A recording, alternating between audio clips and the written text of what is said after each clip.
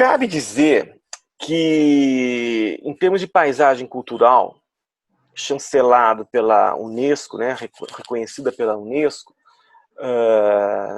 a paisagem cultural do café que a Unesco reconhece é a região cafeeira, né, a região produtora de café da Colômbia, né, a região de Manizales, Pereira, aquela região onde eles produzem café. Lá é uma região reconhecida pela Unesco como paisagem cultural do café.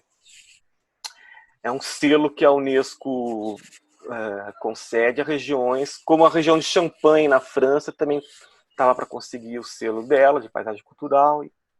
Aqui no Brasil, salvo engano, Ribeirão Preto estava tentando obter uma chancela de paisagem cultural do café, mas em nível nacional. O IPHAN também concede um selo de paisagem cultural.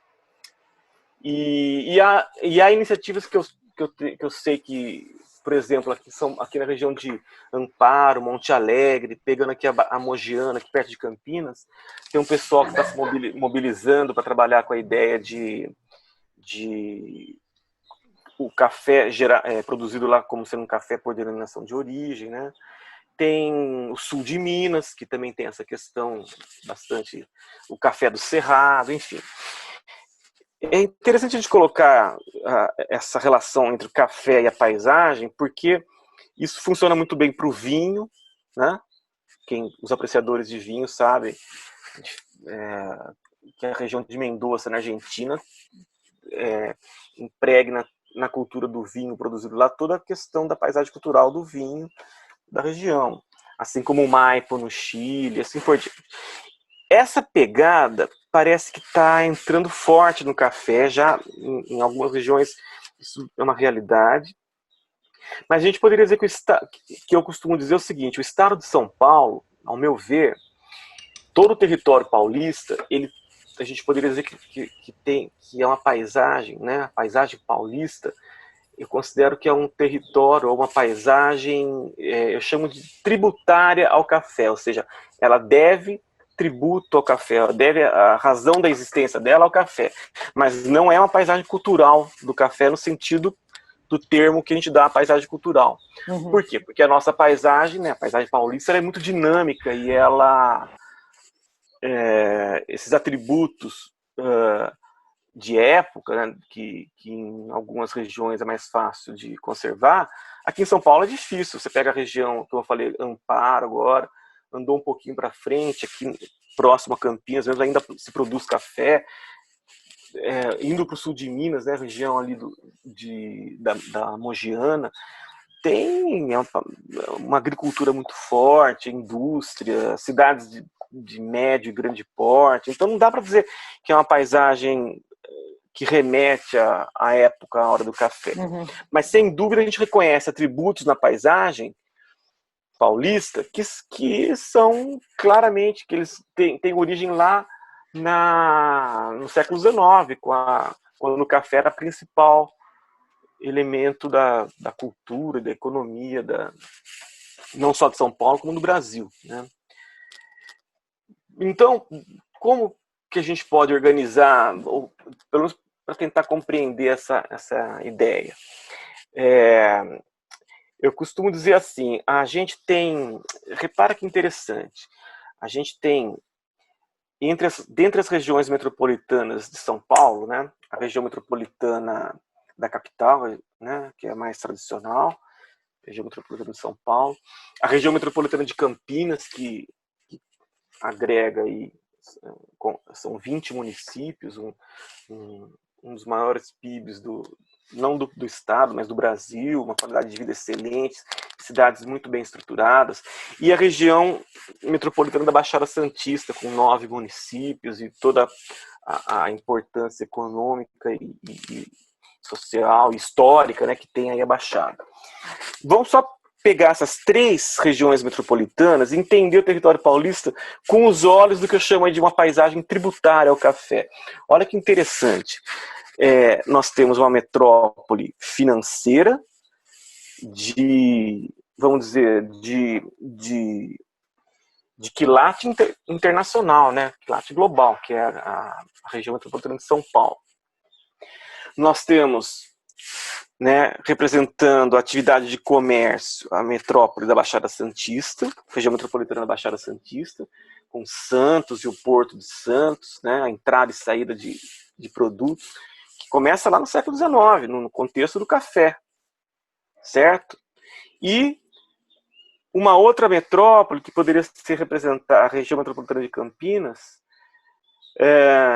que vamos dizer que representa a metrópole ligada à produção do café, né? Todo mundo sabe que a nossa região aqui de Campinas e o entorno, já oeste paulista, indo para Limeira, Rio Claro, né, caminhando em direção a Ribeirão Preto, que é uma região que produziu muito café.